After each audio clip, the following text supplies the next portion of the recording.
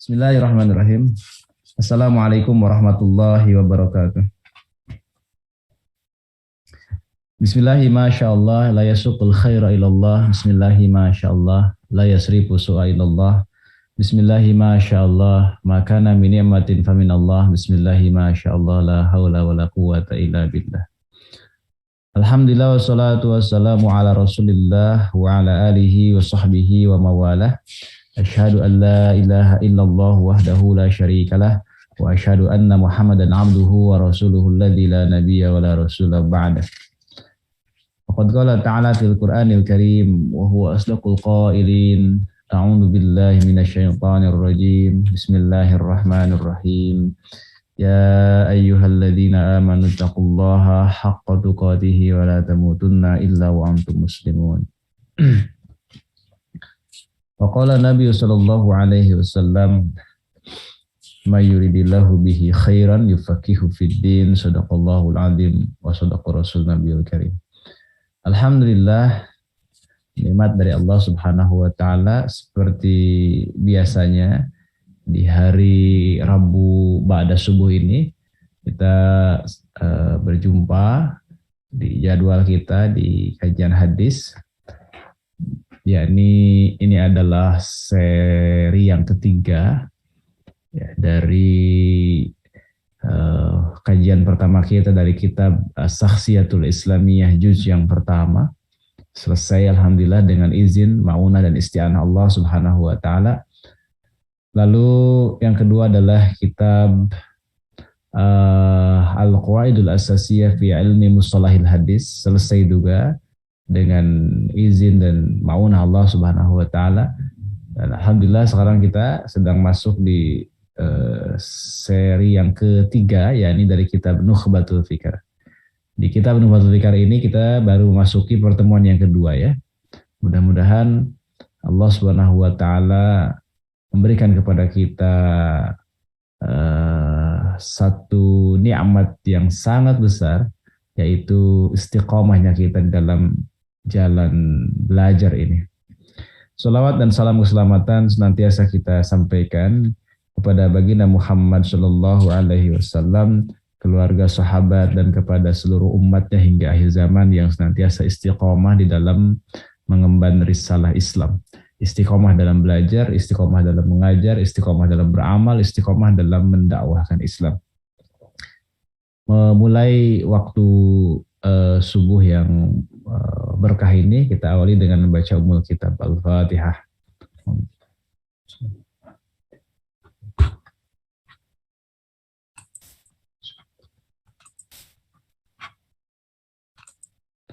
Amin ya Allah ya Rabbal Alamin. Baik, iwafillah yang dirahmati Allah Subhanahu wa taala, kita akan melanjutkan. Ini masih awal-awal, dua minggu lalu itu masih pada tahap muqaddimah atau pendahuluan dari muallif kitab ya, latar belakang kenapa beliau menulis naskah ini, menulis Nukhbatul Fikr ini. Jadi minggu lalu kita bicara tentang sababut tasnifil kitab, sebab dari penyusunan kitab. Ya, termasuk juga kita mengenal tarjamatul muallif ya, yaitu biografi penulisnya. Jadi yang sudah kita bahas kemarin pertama adalah tarjamatul muallif, yang kedua adalah muqaddimatul muallif, yang ketiga adalah at-tasnifu fi ulumil hadis. Yang berikutnya adalah kita sudah membahas, menyinggung berkaitan dengan sababut tasnifil kitab ya, sebab dari penyusunan kitab. Nah, itu yang sudah kita bahas pada minggu yang lalu. Baiklah, pada kesempatan yang mulia ini kita akan lanjutkan. Jadi ini adalah topik awal ya, karena minggu lalu lebih kepada muqaddimah, sekarang kita akan masuk ke intinya insyaallah. Iwafillah, Nukhbatul Fikr ini hanya 8 halaman. ya.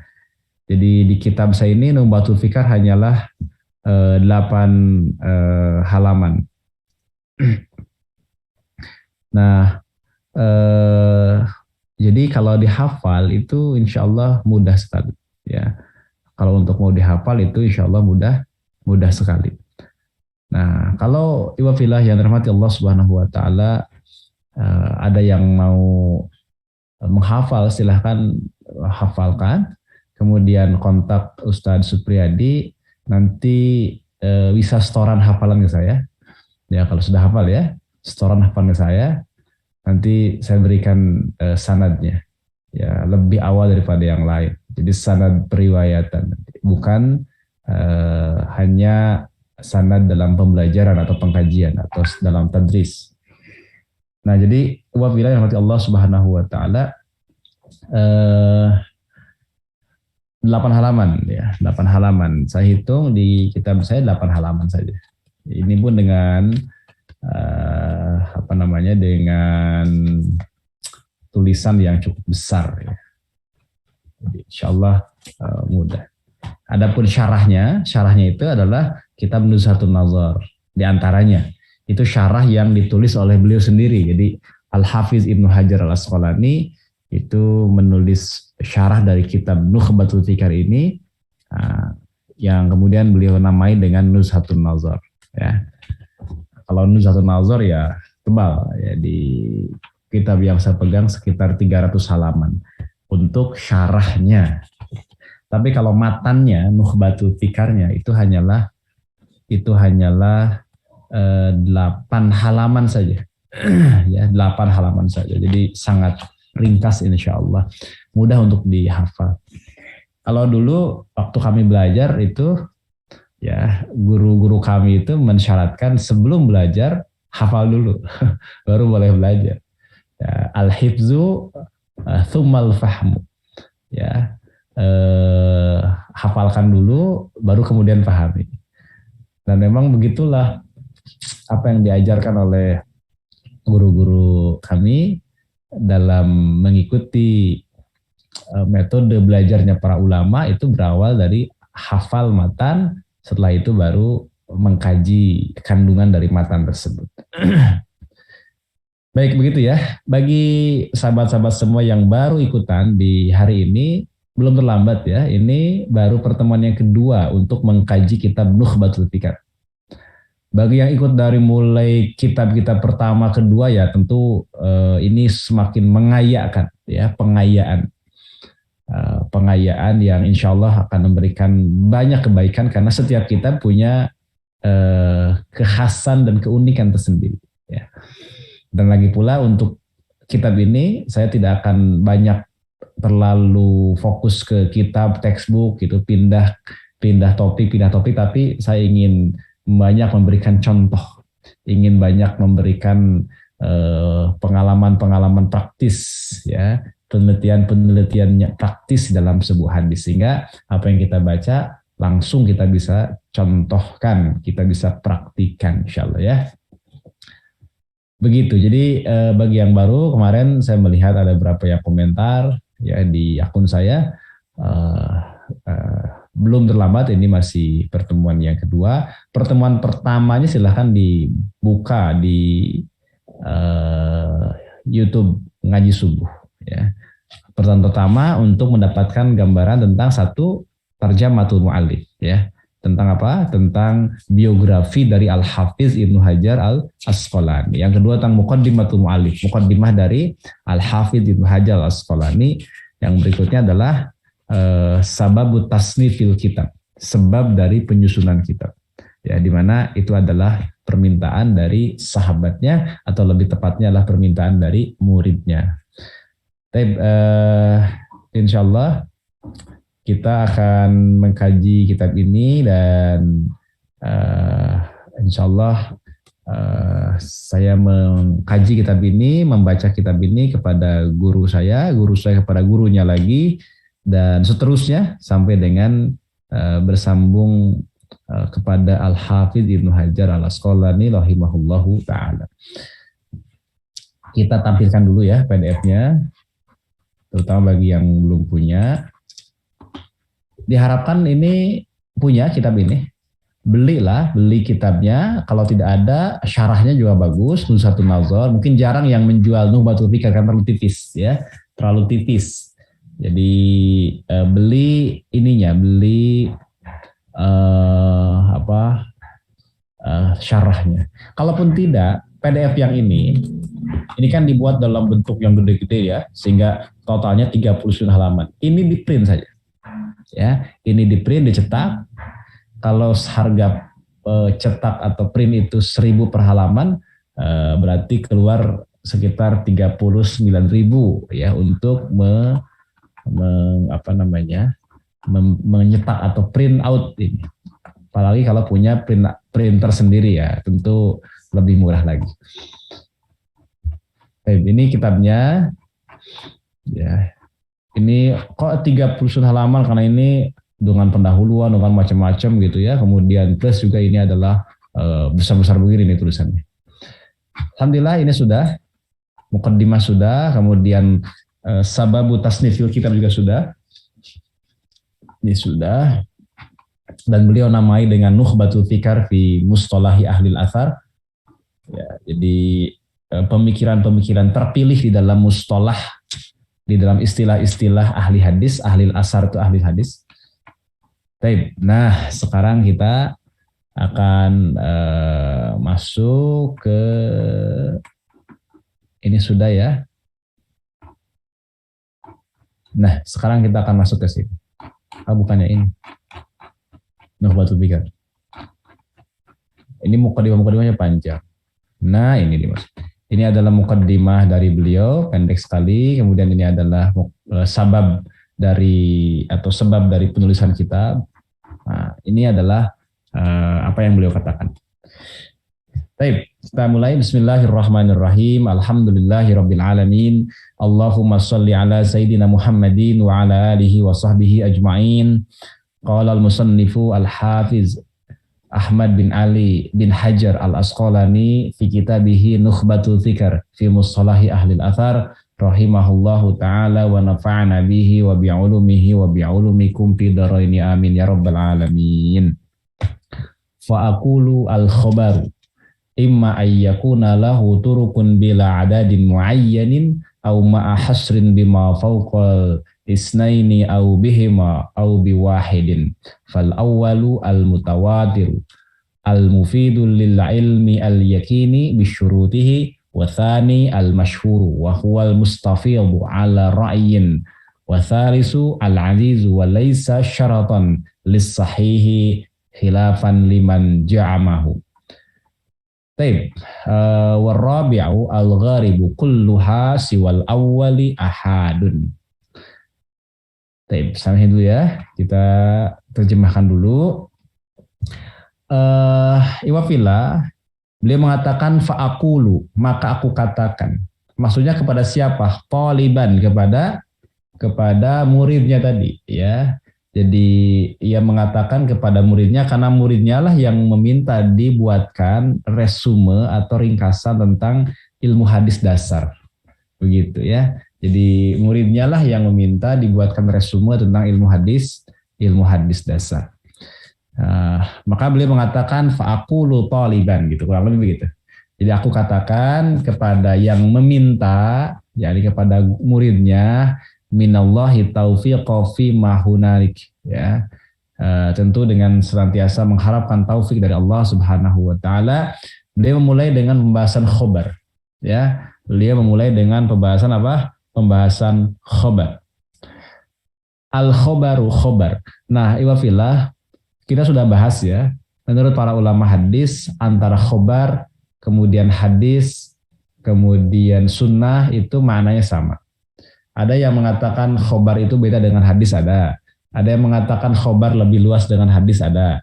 Tapi ada juga ulama yang mengatakan khobar dengan hadis sama saja. Ya. Jadi yang kita maksud di sini khobar adalah hadis. Apa itu hadis? Hadis adalah ma udifa ila Nabi sallallahu alaihi wasallam min qaulin au fi'lin au taqririn au sifatin. Hadis atau khobar adalah apa-apa yang disandarkan kepada baginda Nabi sallallahu alaihi wasallam dari perkataannya perbuatannya, takrirnya, yakni persetujuannya, dan yang keempat sifatnya. Nah, itu adalah makna dari khobar yang kita samakan dengan hadis. Ya, khobar dan hadis itu memiliki makna yang kurang lebih sama. Meski demikian memang ada juga yang mengatakan khobar lebih umum daripada hadis. Kalau hadis itu ma udifa ila nabi, apa yang disandarkan kepada nabi, tapi kalau khobar adalah ma udifa ila nabi wa ila ghairihi, ya, selain yang disandarkan pada nabi juga yang disandarkan pada selain nabi. Contohnya adalah kepada sahabat dan kepada tabi'in. Nah, untuk khobar atau hadis atau sunnah atau asar. Jadi para ulama hadis seringkali menyamakan antara khobar, sunnah, hadis, asar. Bahwa ada yang membedakan asar itu khusus untuk riwayat yang dari siapa? Dari sahabat dan dari tabi'in, itu asar katanya. Makanya ada asar sahabat, ada asar tabi'in. Ya. Ada yang mengatakan begitu, ada memang. Jadi khobar itu adalah sama dengan hadis, tetapi kalau asar itu berbeda gitu. Asar itu adalah apa yang disandarkan kepada selain Nabi, yaitu dari sahabat atau tabi'in. Nah, meski demikian tetap saja banyak para ulama hadis yang menyamakan khobar, sunnah, ya khobar, sunnah, asar itu sama. Makanya kan judul dari kitabnya beliau ini adalah Nukhbatul Fikar fi mustolahi ahlil asar. Ahlil asar itu adalah ahli hadis. Baik, kita lihat ya. Khobar kata beliau, imma ayyakuna lahu turukun bila adadin muayyan. Ada kalanya khobar tersebut, pada khobar tersebut memiliki jalur-jalur, turukun di sini jalur-jalur atau jalan-jalan, jalan-jalan periwayatan maksudnya, bila ada din muayyan, tanpa dibatasi dengan jumlah tertentu. Ya. Jadi kalau kita ditanya apa itu khobar pembagiannya, maka pembagian khobar itu ada yang ya memiliki turukun bila ada din muayyan, memiliki jalur-jalur atau jalan-jalan periwayatan tanpa batasan jumlah tertentu. Jadi banyak sekali nih. Au ma'a hasrin bima fauqal isnaini, atau katanya disertai dengan batasan.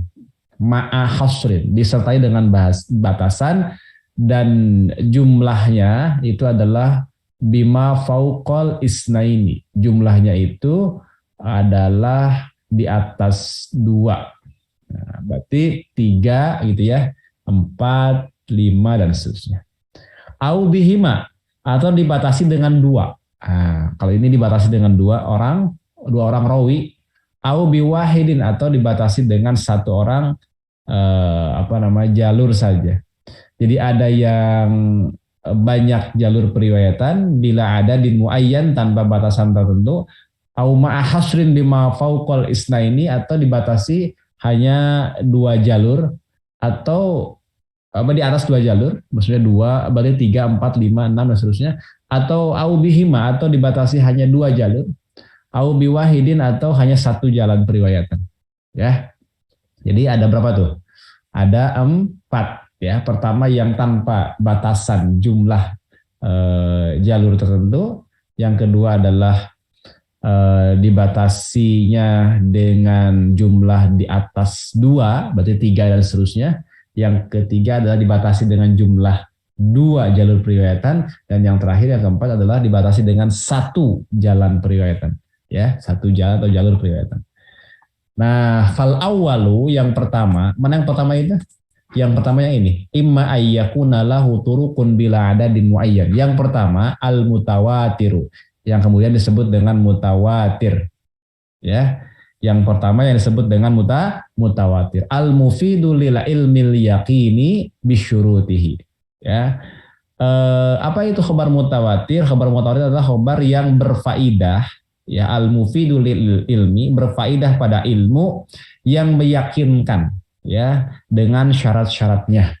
Nanti kita akan lihat apa saja syarat-syarat hadis mutawatir.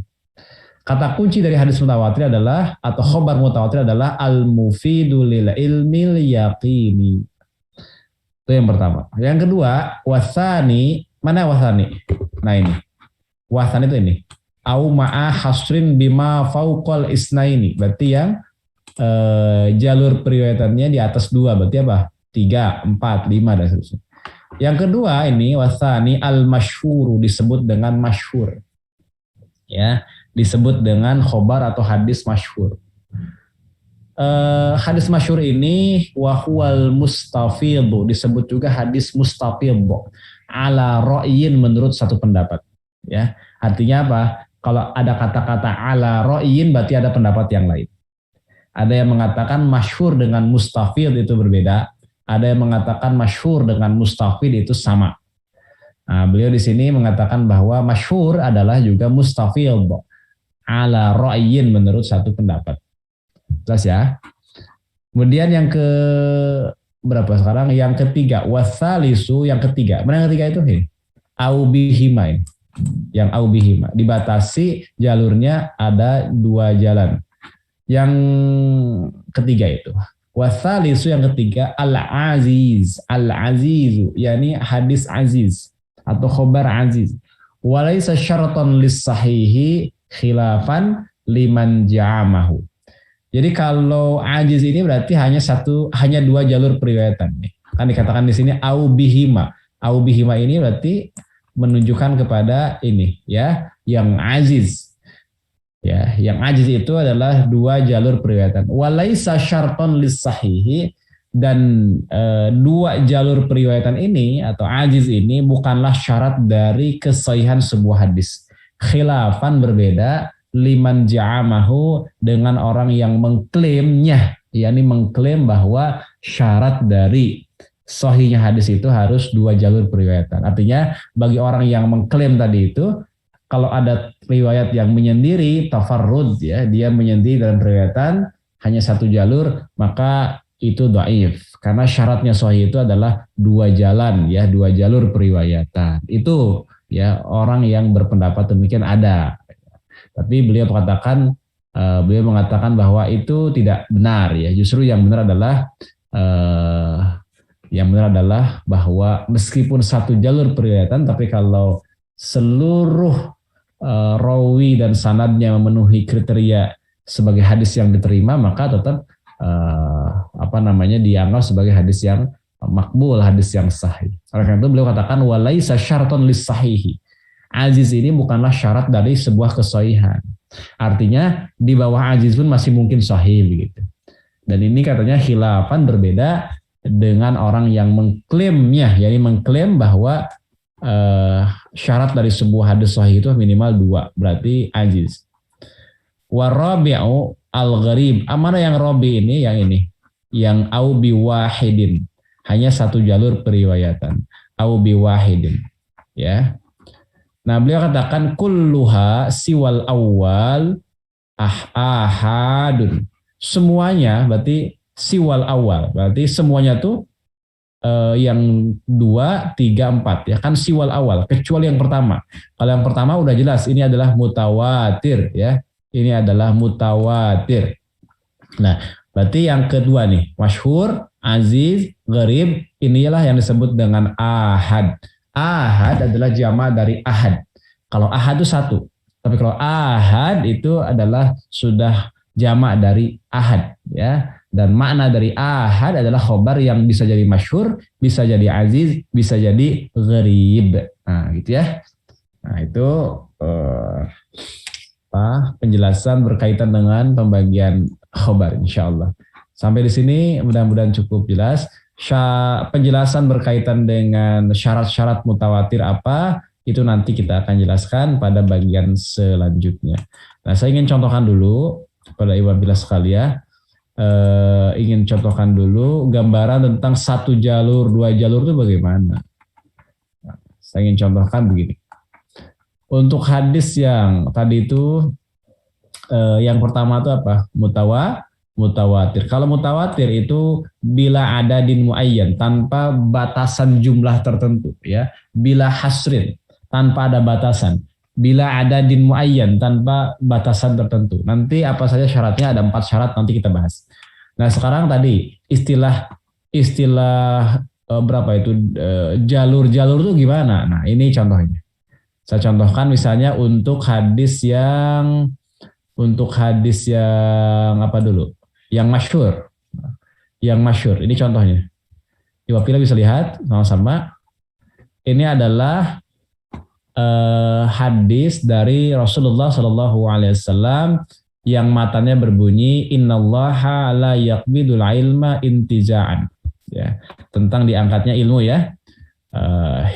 Jadi tentang diangkatnya ilmu dengan wafatnya para ulama.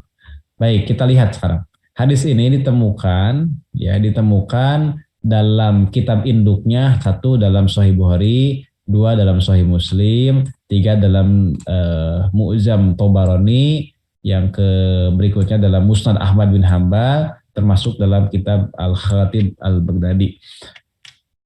Baik, sekarang kita akan hitung jalurnya. Begini cara menghitung jalur itu, ya.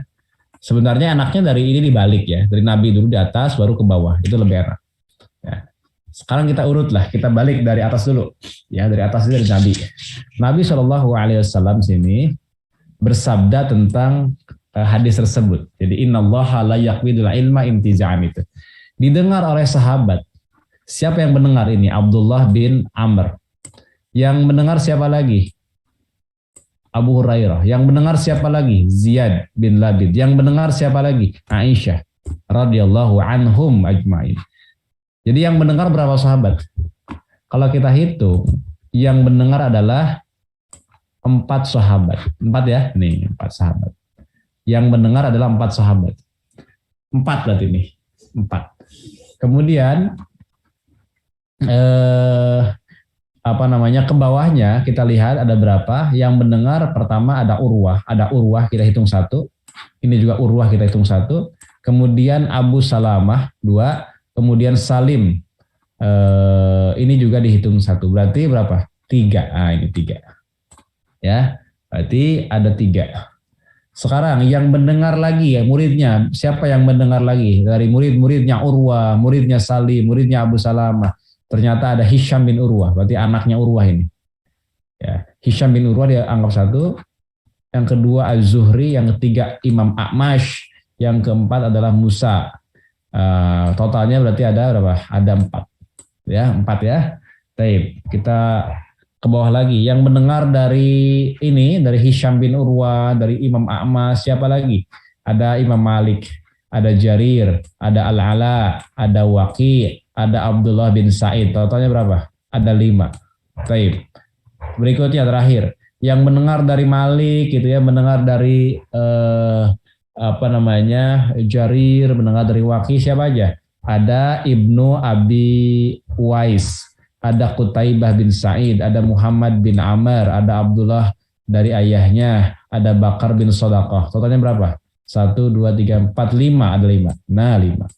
Berarti kita lihat per tobakotnya 4, 3, 4, 5, terus 5. Mana yang paling kecil, yang paling minimal? 3 ya? 3. Maka karena 3 sesuai dengan kriteria yang dibuat oleh Imam Al-Hafiz Ibnu Hajar, kalau 3 itu adalah masyhur. Oh, berarti ini adalah hadis masyhur. Lihat dulu yang paling kecilnya. Ya, masuknya ke mana? Masuknya ke masyhur. Karena kata beliau, hadis masyhur itu hadis yang bagaimana? Hadis yang jumlah jalurnya, jalan periwayatannya adalah fauqal isnaini, di atas 2. Kalau di atas 2 berarti mulai dari 3, 4, 5 dan seterusnya. Maka ini contoh hadis masyhur, ya, hadis masyhur. Sebenarnya ada perbedaan di wafillah definisi atau batasan hadis masyhur menurut Al-Hafidz Ibnu Hajar dengan Imam Baikuni. Ada perbedaan. Kalau menurut Imam Baikuni yang disebut dengan masyhur itu adalah di atas 3. Fauqas salasah. Berarti berapa? Mulai 4. 4, 5, 6 dan seterusnya. Kalau kata Ibnu Hajar yang disebut masyhur itu adalah 3 atau lebih gitu ya. 3 atau lebih di atas 2. Nah ini makanya menurut standarnya Ibnu Hajar hadis ini adalah masuknya hadis masyhur. Tapi kalau menurut standar Imam Baikuni hadis ini masuknya hadis aziz. Kenapa? Karena masyhur itu fauqos salasah, di atas 3, berarti 4 ke atas. Nah, adapun 2 atau 3 itu masih dalam kategori hadis apa? Hadis aziz. Kata siapa? Kata Imam Baikuni. Ya. Dan pendapat Imam Baikuni ini yang kemudian juga diadopsi oleh Syekh Taqiyuddin An-Nabhani di dalam kitab Syakhsiyah Islamiyah juz yang ke-1, di mana kalau kata beliau yang disebut dengan hadis masyhur itu di atas 3. Kalau hadis aziz 2 dan 3. Berarti pendapatnya Syekh Taqiyuddin sama dengan Imam Baikuni. Nah kalau yang kemarin kita bahas di seri yang kedua, pendapatnya Abu Ya Said Muhammad bin Alawi Al-Maliki Al-Hasani selaras dengan pendapat Ibnu Hajar. Karena kalau kata beliau yang disebut dengan hadis masyhur itu di atas 3 ke atas ya, 3 ke atas. Sedangkan 2 itu untuk hadis aziz.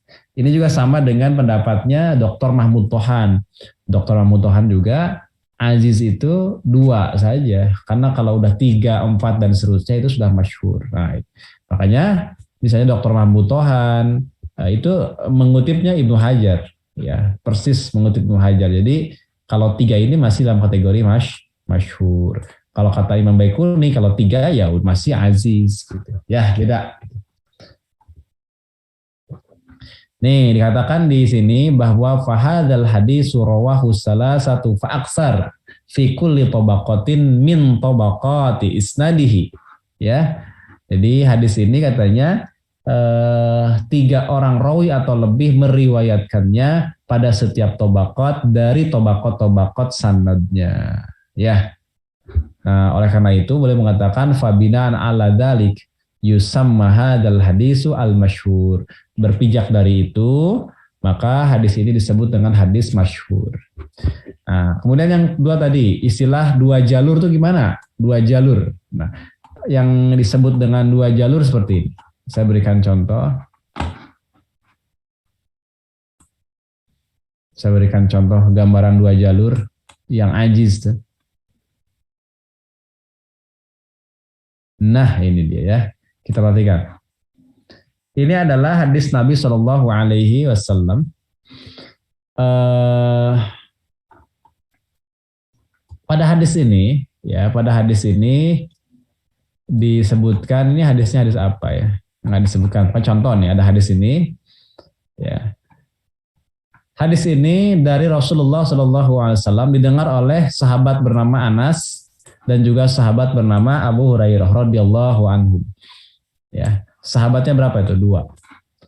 Kemudian dari Anas ada yang mendengar siapa? Qatadah dan Abdul Aziz bin Suhaib dari kalangan tabi'in. Berapa? 2. Yang mendengar dari Qatadah dan Abdul Aziz bin Suhaib misalnya adalah ada 4. Ada Syu'bah, ada Sa'id, ada Ismail bin Ulayyah dan ada Abdul Waris. Ya. Totalnya berapa?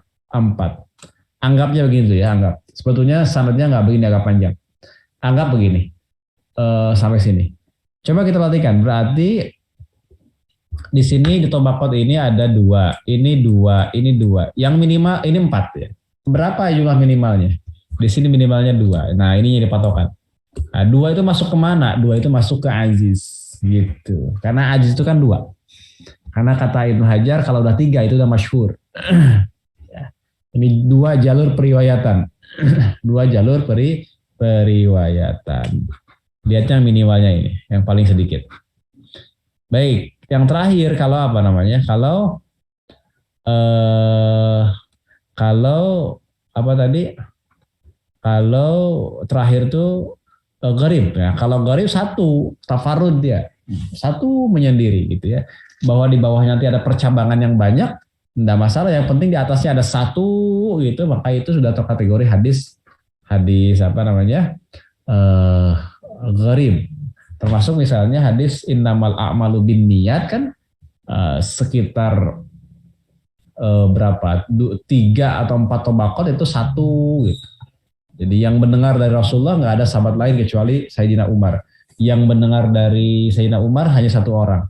Yang mendengar dari muridnya Umar hanya satu orang. Gitu terus satu orang. Ya, itu termasuk hadis yang tafarrud ya. Hadis yang menyendiri dalam periwayatan. Nah, hadis yang sendirian dalam periwayatan disebut dengan gharib ya. Hadis gharib. Nah, itu contoh-contoh. Itu contoh-contoh. Misalnya saya ingin contohkan ya kepada Iwa Filas semua sebuah hadis ya.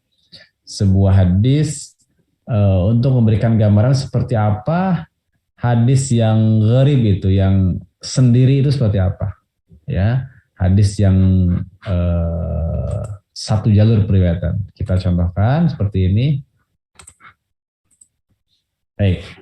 Ini ada hadis di dalam kitab Mustadrak Al-Hakim, bunyinya matannya adalah waman lam yahtamma lil muslimina amatan falaisa minhum. Barang siapa yang tidak peduli dengan kaum muslimin secara kolektif, secara keseluruhan, falaisa minhum, maka ia bukan bagian dari mereka, bukan bagian dari kaum muslimin. Ya, ini hadis ini cukup masyhur berkaitan dengan kewajiban ihtimam kepada kaum muslimin, peduli kepada umat Islam. Sekarang kita lihat seperti apa sebenarnya sanadnya. Ya.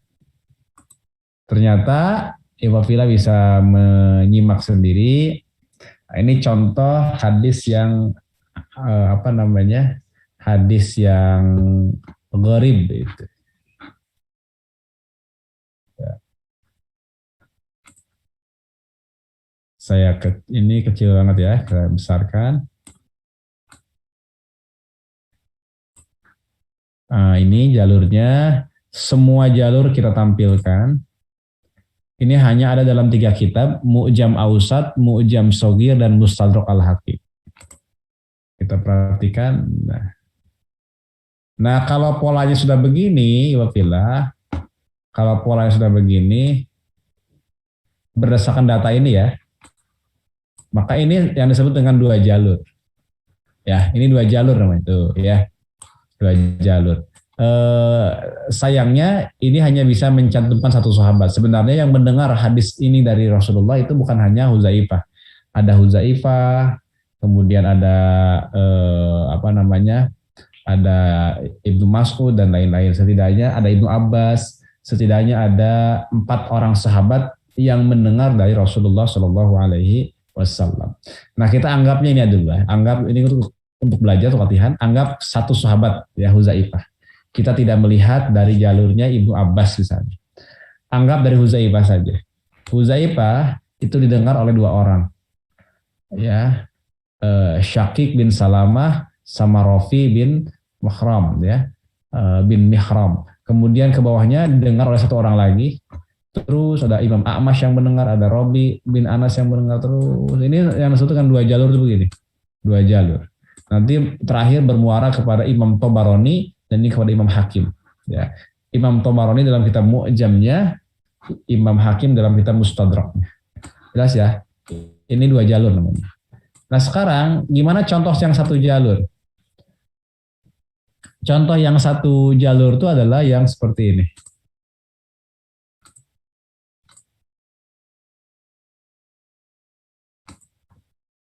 Nah, ini contoh yang 1 jalur. Ini ekstrim sekali ya, ekstrim, 1 jalurnya ekstrim banget. Nih, dari Huzaifah yang mendengar 1 orang, yang mendengar 1 orang, yang mendengar 1 orang, yang mendengar 1 orang, yang mendengar 1 orang, terus sampai dengan jatuh ke tangan Imam Tobaroni dari gurunya Muhammad bin Shu'aib ya. Maka ini disebut dengan riwayat yang 1 jalur tuh begini. Jelas ya, seandainya jalurnya begini maka ini yang kemudian disebut dengan hadis gharib ya. Tapi faktanya nggak begini ya. faktanya untuk hadis ini nggak begini karena sahabatnya saja ada 4, ke bawahnya ada percabangannya lumayan. Itu untuk tahridnya pernah saya jelaskan ya kalau nggak salah. Udah atau belum? Lupa. Saya pernah menjelaskan di mana gitu. Apakah di ngaji subuh ataukah di majelis yang lain di ruang virtual yang lain. Entah di ngaji subuh yang tasqib, entah ngaji subuh yang Rabu ya. Pokoknya saya pernah menjelaskan tentang status hadis dari dari 4 jalur para sahabat itu ya terkait dengan hadis ihtimam bi amril muslimin ya, peduli pada urusan kaum muslimin. Dan ternyata memang 3 jalurnya dhaif jiddan ya. Kemudian 1 jalurnya masih diperdebatkan, diperselisihkan. Jadi satu jalur yang tersisa itulah yang kemudian bisa dijadikan sebagai hujjah terutama dalam targhib wa tarhib ya. Lagi pula ihtimam bi amril muslimin adalah perkara yang sudah masyru ya. Jadi hadis ini makbul, tapi untuk mengatakan ini makbul itu perdebatannya, pengkajiannya agak panjang. Kalau nggak salah saya pernah jelaskan, entah di mana ya. Pokoknya sudah lah, sudah. Baik, ini contoh yang 1 jalur ya Bila ya. Ini ekstrim sekali nih, saya contohkan ekstrim. Ini 1 jalur ya. Ini yang disebut dengan 1 jalur kayak gini. Apa itu tobakot? Tobakot itu ya semacam leveling lah, pengelompokan para rawi berdasarkan 2 biasanya. Berdasarkan usia, yang kedua berdasarkan berguru pada guru yang sama. Misalnya saya dengan Ustaz Supriyadi ya usianya dekat-dekat lah, itu 1 tobakot. 1 tobakot. Tapi kalau misalnya saya dengan yang usianya 70 tahun misalnya ya, itu udah jauh usianya, tapi ketika saya dengan beliau berguru ke guru yang sama, setobakot juga gitu. Tobakot itu bisa jadi persamaan usia, bisa jadi sama gurunya. Ya, sama gurunya. Nah, kalau kita punya guru yang sama dengan seseorang yang usianya beda dengan kita, nah itu masih dianggap satu tobakot. Tobakot tuh levelingnya tobakot nih, tobakot leveling atau tobakot Huzaifah, tobakot sahabat. Huzaifah sahabat. Ini berarti Rafi bin Mihran ini termasuk tabi'in senior ya, kibaru tabi'in dan seterusnya sampai dengan tobakot yang akhir ya, ini adalah para mudawwin ya, para penulis atau penghimpun hadis dalam kitab-kitab induk. Nah, itu gambaran sekilas berkaitan dengan pembagian khobar menurut siapa? Menurut Al-Hafiz Ibnu Hajar Al-Asqalani. Wafilah, pembagian khobar menjadi mutawatir ahad memang pembagian yang agak baru dalam tradisi ilmu hadis. Tidak banyak yang awalnya ya, belum masyhur awalnya membagi khobar menjadi mutawatir dan ahad. Khobar itu dibagi 2 saja, makbul dan mardud gitu, sahih atau dhaif. Nah, pembagian khobar menjadi mutawatir dan ahad juga memang perlu diakui bahwa itu tak lepas dari persinggungan dengan ilmu yang lain, yakni dengan usul fikih, ya, khususnya usul fikih. Dengan usul fikih, dengan usuluddin.